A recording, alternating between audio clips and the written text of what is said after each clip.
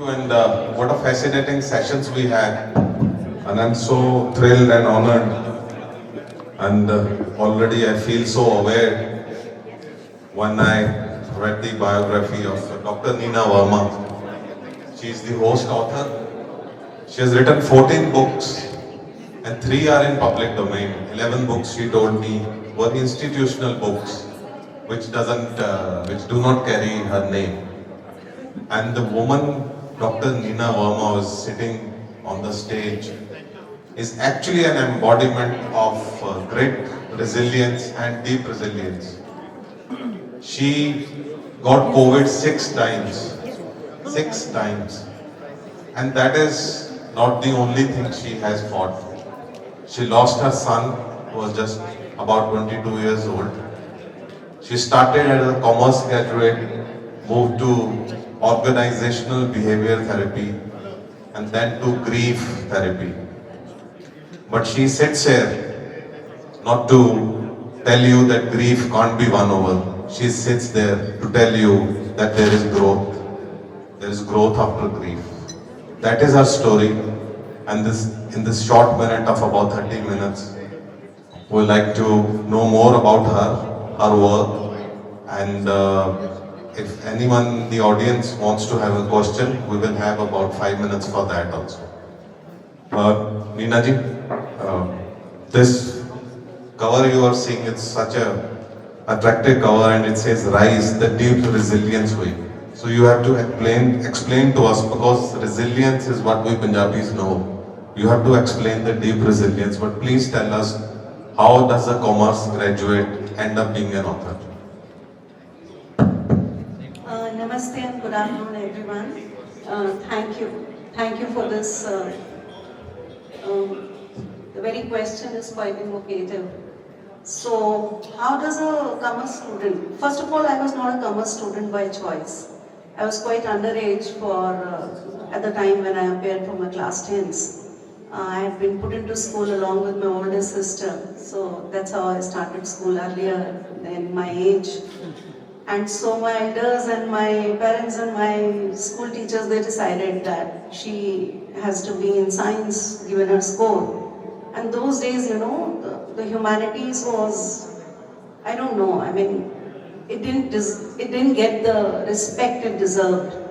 So the kind of words that were used, like we can't waste the child to arts and something like that, they were hurtful, but I was quite young, and so my teachers and elders, they decided, and I was put into commerce. That said, the heart was always in psychology and literature. So, but I was also, diligence was my value as a human being. So when I studied with all the diligence, and by the grace of God made through merit ranks and boards and all that. So completed my early education in commerce and management, but at the time of my doctorate, got an opportunity to shift to organizational psychology. And from organizational psychology, then moved into applied behavioral science parallelly. All the professional training, international accreditations and that. So that's a very long route to come back to what was dear to my heart, which was psychology. But eventually, by the grace of God, got into depth psychology, humanistic psychology, positive psychology, grief psychology, logotherapy, and constructivist psychology, and some other therapeutic forms. So that's how I came to this field. How I became an author, I mean, writing was something that always came naturally to me. So I was writing early on for school magazines, then became editor of my college magazine in the Diamond Jubilee year of the college.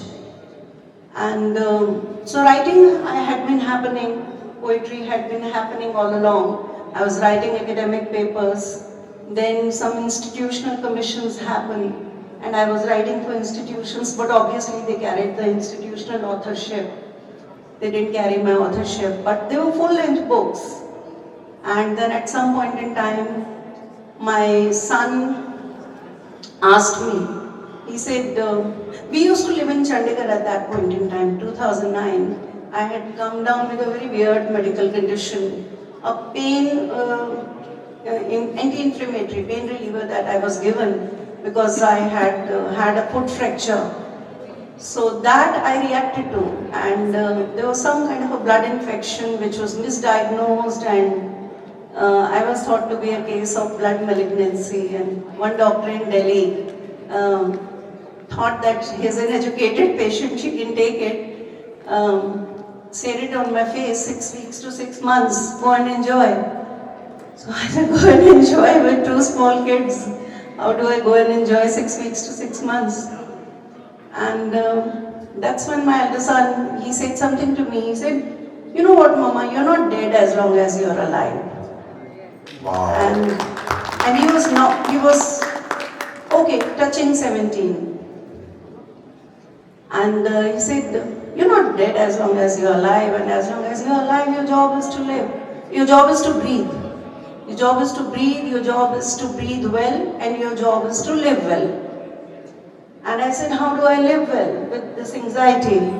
So he said, you live well by writing a bestseller.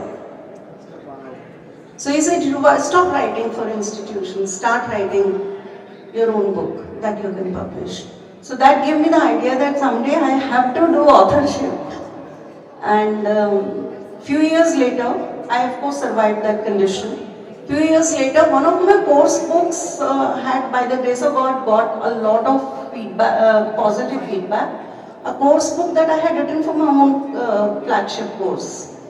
It was getting a lot of good feedback, and somebody just suggested that convert it into a proper book.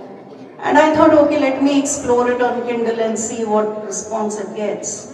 And just like that, he was home during his one of the semester holidays, and I mentioned it. I said, can you find out for me how do we format the book for Kindle? The Kindle works. Yeah, how does the Kindle work? Can you find out how the formatting is done? He said, give me the raw document. I gave him the raw document.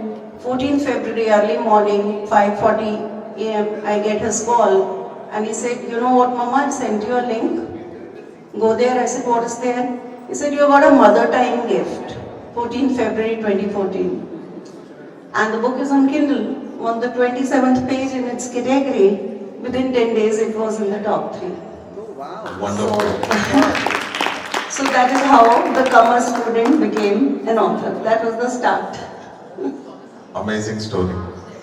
And then please, you must explain to everyone here, because I saw a lot of curious people picking up your cover and looking at this, the deep resilience. Resilience in itself means something, some deep, struggle, fight we are having. We are sitting in a big corporate office and you are giving, therapy to organizations and others. So what is this deep resilience, and is this academic or is it something personal?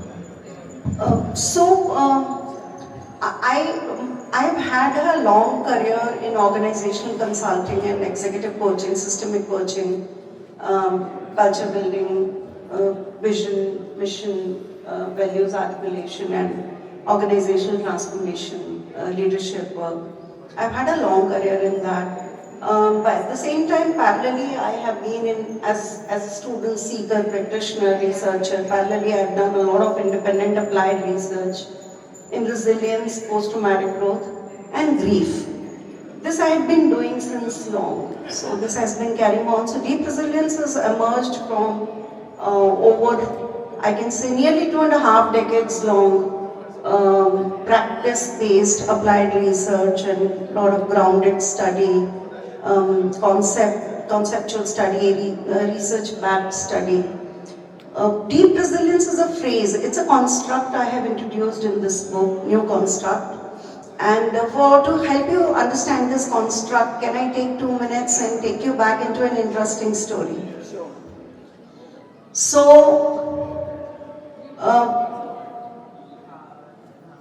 a little boy, when 3 years or about 4 months or so,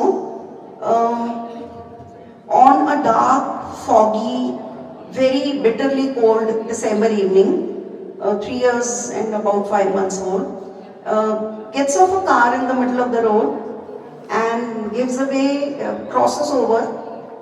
It's thankfully the red light, and crosses over and the family is running after him, but by then he manages to drag a big packet of food that the family is getting home for the guests sitting at home, some Chinese food, and crosses over to the road and gives it to some homeless people sitting there. And an older cousin gets angry and says, "Why did you give it to the beggars? We were getting it for us." And the father is very upset because father can see that the almost entire month's salary was anyways, it had already gone in, this exotic Chinese food for 25 odd relatives visiting home. And now this food also, this boy just dragged the packet and gave away. So he was asked, why you've given this to the beggars? So this little boy's first objection, don't call them beggars. What is beggar? He asked, what is beggar? And he's told what is beggar. So he says, no, they're not beggars.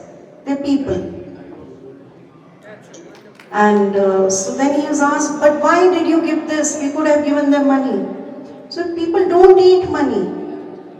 People eat food.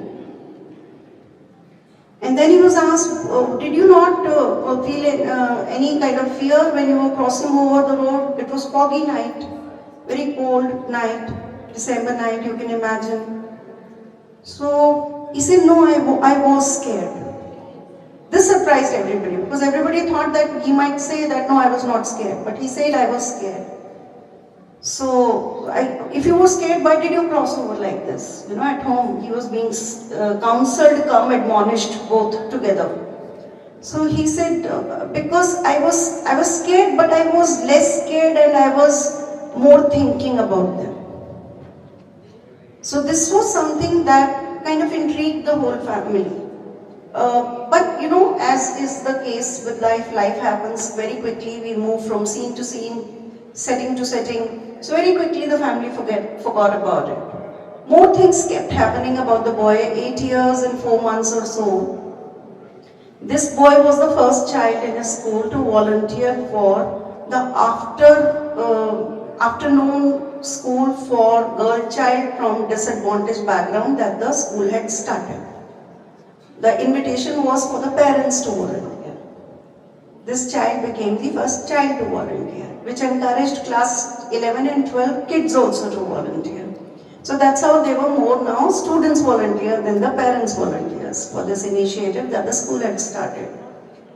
And few weeks later, he also started a weekend pavement library endeavor. He would drag bags load of books from home and sit on a pavement outside close to the home and just sit there, and then children started to come. And he would compose tiny jingles with them, read out to them, talk to them about hygiene and things like that.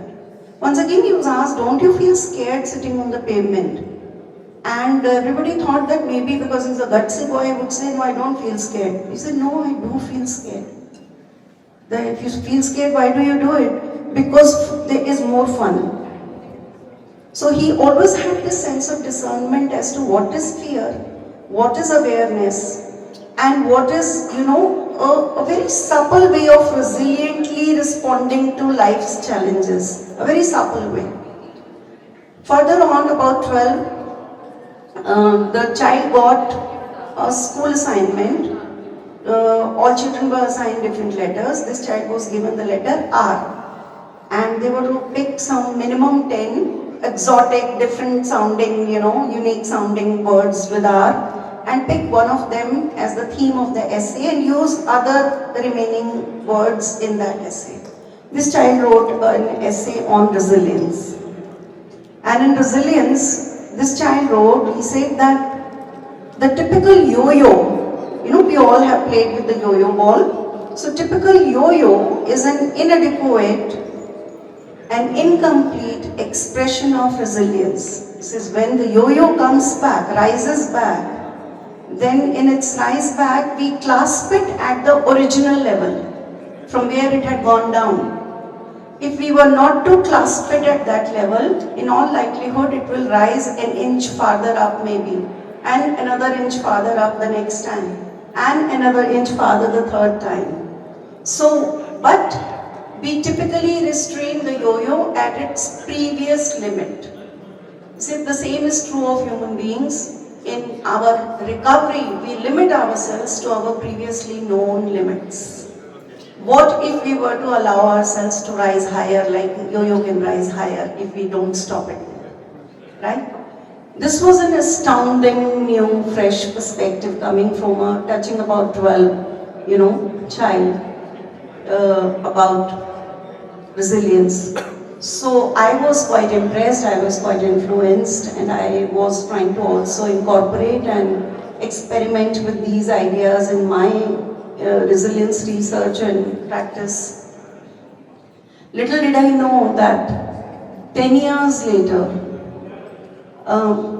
this perspective is what will save me from drowning in my own grief and despair when this child completed his mortal journey prematurely. The child is called Utkarsh, that's my first child. At 22 and 3 months, he transcended this world, and though I was already a grief and trauma and resilience researcher and practitioner, but my loss kind of reintroduced me to my subject in a way nobody should have to. Nobody should have to pay this price to be learning your own subject through your own pain. But maybe I was the chosen mother. Some of us get chosen. So that's when the deep resilience started to come back to me. You asked me, is this lived? No, before this it was more conceptualized. Before this it was more a construct in my mind. But when loss hit me, and I didn't find a grief therapist for myself, though I was for everybody else, right? That's when perhaps this concept started to become more embodied, more lived for me than just a conceptual construct. And when it came alive in my own experience of my own pain and of my own coming out of my pain and affirming my grief and healing my grief and growing from my grief, that's when I started hearing from my clients, from my peers with whom I do the co-supervisory work, from my mentor, grief psychology mentor. Everybody started to say that, by then my grief book was already, by the grace of God, it's Grief Growth Grace is the first ever book by an Indian author on the complex topic of grief and post-traumatic growth. So resilience was a natural aftershoot. So then deep resilience is what I wrote. If you would be interested, I would also explain what is rise in that context. Yeah, please, and we're very sorry for your loss. But we really admire you the way you have come up and you are actually making other people aware on how to fight grief. And grief therapy is a new concept, and she is the kind of pioneer in India.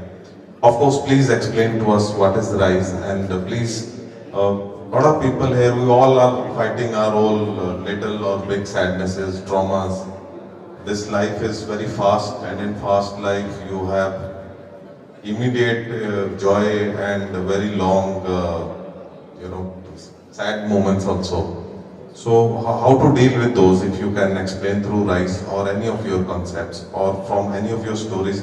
This book is a very nice read. It has got people's stories.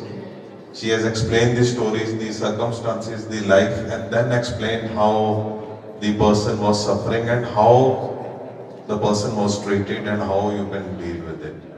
And it's not just a self-help book, it's a book which one must read. So thank you so much, but before answering your invite, can I take a moment to just humbly submit a parallel perspective to what you say? So in how we relate with ourselves, how we language our own conversation with ourselves matters a lot. It's not just about wordsmithing, but it's about how we are talking to. The maximum amount of talk that we do is to ourselves. But we are least cognizant of what words we use, what language we use when we are talking to ourselves. Grief, most humbly, is not a matter to fight. We cannot be with our grief by fighting with it. Grief is to be affirmed. I don't even use the word accept, because accept can also go up to a certain extent and then stop. Affirm is something that I learn to let my grief live with me, and I learn to myself live with my grief. Because in many cases, many of you maybe in the audience would relate to it, that grief sometimes has no closure for life. And that too is fine, as long as there are no pathological or medical implications involved. In which case we must take professional help. But in many cases, grief doesn't have a closure for life. In my case of kind of grief, which is called ultimate bereavement, in grief psychology we have a name for child loss, which is called ultimate bereavement. But this doesn't mean that other kind of bereavements are any less, or it also doesn't mean that grief comes only from bereavement-based loss. There are several non-death-based losses which also can cause grief. But grief sometimes has no closure. Why? Because grief is another manifestation of love. The mortal body has died. Has your love died? With the mortal body dying, does your love die? No, it doesn't. Does the relationship die? Does the person's space in your consciousness die? The departed person's space and presence in your consciousness doesn't die. Your relationship doesn't die. Your love doesn't die. So grief being another manifestation of love. It is what I call is the cry song of love. It will also not die in all likelihood. So what I need to do is to be soft and tender and acceptant and affirmative. Allow my grief. My grief is not my enemy. It becomes my enemy when I begin to fight with it. Grief's psychological purpose is to help me integrate loss on my life trajectory, because it has happened. And the only way I can integrate it on my life trajectory is by being soft with it, by allowing it its space in my life, by honoring it. So grief is about affirmation. I'm sorry if I come across like I'm countering you, but this is just a parallel perspective. We all hear this, that, accept your grief, suppress it. So Yeah. that's why, you are the expert. And we think that we are coping, which is fine. We are coping. But sometimes coping is actually just trying to postpone it or bury it under the carpet. It doesn't go anywhere. The shadow jumps over your shoulder at a time when, in a most unsuspecting way. At a time when you're least, thinking about it, the shadow will lurk over and leak over your shoulder. So it doesn't go anywhere by diverting, by burying, by ignoring, etc. Coming back to RISE. So RISE is the operational model for deep resilience. RISE is the way deep resilience is something that we can live on an everyday basis. It takes resilience 3 levels up and beyond the common concept of bouncing back, which is what Utkarsh talked about. Bouncing back, and he said that don't clasp it here, it will have a greater rise. So R is for recovery, that is restoration and adaptation. Restorative adaptation, which is the common perception and experience of resilience that we all think of and talk of and experience. Then I is for that greater growth. I is for imaginal growth. I don't know how many of us know about the concept of imaginal cells. You all know about caterpillar to butterfly transformation, right? So while this transformation is happening, caterpillar's decaying cells are fighting hard to come back to life. In that gooey matter that caterpillar turns into, its decaying cells are fighting really hard to come back to life. But parallelly, there is another set of cells which are mandated by nature to start emerging. The mandate by nature to those cells is to imagine life. So they are imagining life, right? Caterpillar's immune system thinks of these cells as the enemy. So the decaying cells are killing the imaginal cells. But imaginal cells somehow stay put. They don't fight back, they stay put. Please notice the difference. Not Resilient by not fighting back, but resilient by staying put. There's a huge difference, right? So they stay put. Eventually they start to survive. The larger number of survival of imaginal cells and the lesser number of the survival of the decaying cells. And slowly and gradually when they survive, they also start to cluster. And eventually one of those beautiful cluster is what we see as butterfly. So I've taken imaginal word from that, and I is for imaginal growth. This is the generative phase. So I'll just take 2 more minutes. So first is the restorative phase, second is the generative phase where you imagine growth, and then expansive phase, which is E, expansive emergence. Once you have got greater growth, what do you do with it? You got greater growth is not like more number of properties, that you can have a summer home and a winter home. Greater existential growth, what do you do with it? You offer it in the service of a larger cause, a higher purpose. That is expansive emergence. Like we take forward Utkarsh's weekend pavement library mission. So far I have set up 13 static libraries and 1 mobile library, all in families and entirely our own funding and everything we do ourselves. This is our legacy mission, this is our expansive emergence. And S is for supple strength, where the humble proposition is that strength is not merely a stoic phenomenon. It is more a phenomenon of faith, calm, patience, creativity, curiosity, mindfulness, compassion. It is not just about will and fortitude and grit. They are all there, but the feminine aspects of psyche are also there. So supple strength, which is what helps you honor vulnerability and transform it into resilience. So this is the RISE model of deep resilience. I know we are now running short on time. Over to you. I knew that half an hour would be very less because this is going to be very therapeutic for all of us. Over to you. Thank you so much, speakers. I would now like to invite Ms. Daman Mangit and Ms. Satinder Chima to kindly honor our respected speakers.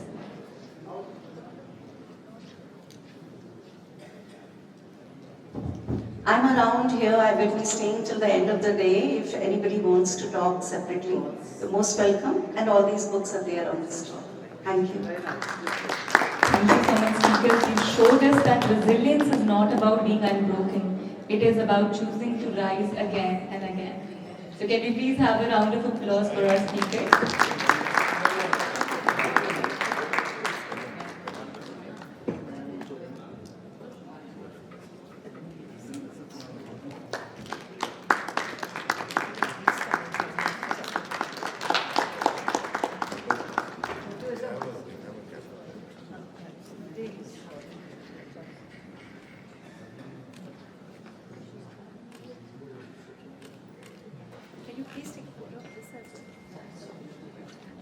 So thank you so much, speakers. In the meantime, I need to remind everybody that I think it's time for all of us to consult the refreshment bar. So I request you all to kindly grab your cups and snacks and be back in this hall of ideas to share links over the next conversations. Thank you so much, and I'll see you back in the next 5